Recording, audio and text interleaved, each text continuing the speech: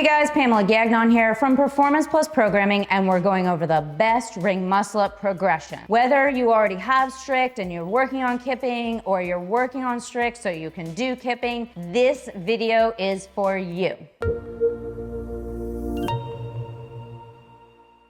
All right, the first progression is going to be about building the timing and the path that we want our body and rings to follow. So we're gonna use a foot assistance. And yes, we are gonna go into that false grip. So remember, that false grip will help us go from pull to press much easier. And even if you are kipping, you are going to benefit from an over grip. So we're gonna set the rings up right under our armpit, and then we're going to look straight up, and we wanna be right in the center of the rings. We're gonna grab that false grip at the bottom of the ring, and I'm going to, without moving my feet, drop my knees and tuck my toes. This will set me right up in the right path. Now, I'm going to pull to my chest, then I'm gonna rotate around, and then I'm going to press up. And you'll notice that I'm keeping the rings by my side the entire time. They're close to my body. So what I don't want to see is coming out far. That's not good or healthy for your shoulders or a stable position, or pushing the rings behind me, because guess what? We can fall through. So this is why this is a very important first step, because we want to build a muscle memory of where we're moving those rings through space. And remember, we want to keep them as still as possible. That is the key to solid ring muscle up. They don't want to be swinging everywhere, because we're going to lose control. All right, step number 2 is going to be a box assist. So we're going to get into a tuck position, and we're gonna get the box approximately 3/4 of the way from our hip and get our feet on the edge of the box. Remember, I'm right under the ring. Now I have a false grip,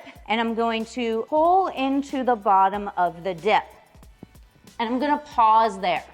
The reason I'm pausing is so I know how to pull the rings in if they get too far behind or get too wide, and this is gonna help me build those stabilizing muscles. Let's take a look at it again, and we're gonna go into the full press out position, pause, press.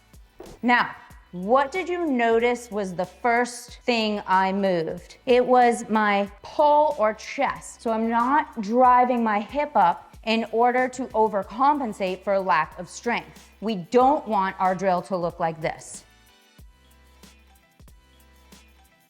What's happening is I am relying more on my hip than my pull, and I'm not building the correct power and strength needed for this skill. Can I still do it that way? Well, yeah, I did it that way, but it's not efficient, and it will come back to haunt you when we work on more endurance training. All right, the next progression is going to just be pushing the box out a little more, because now we're gonna do this in pike position where our knees are straight.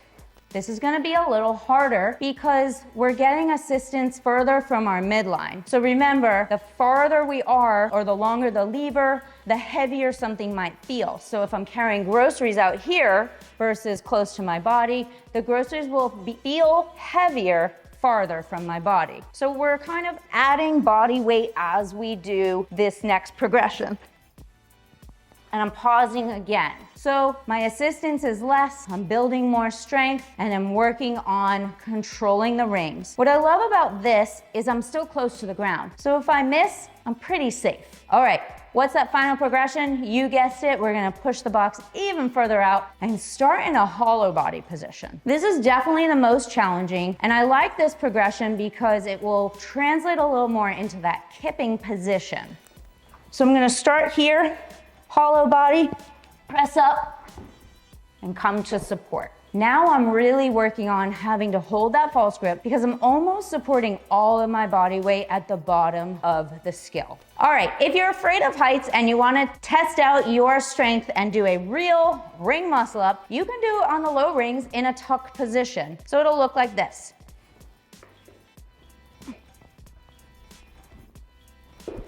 There's no reason that you have to get really high with the rings and feel out of control. Work on low rings in order to build your capacity and also make yourself feel like you really have this skill before we raise the rings. If you like this video, make sure you subscribe and check out performanceplusprogramming.com. We have amazing ring muscle up programs, including your strict ring muscle up program and ring muscle up endurance. It is just what you're looking for if you need an organized plan.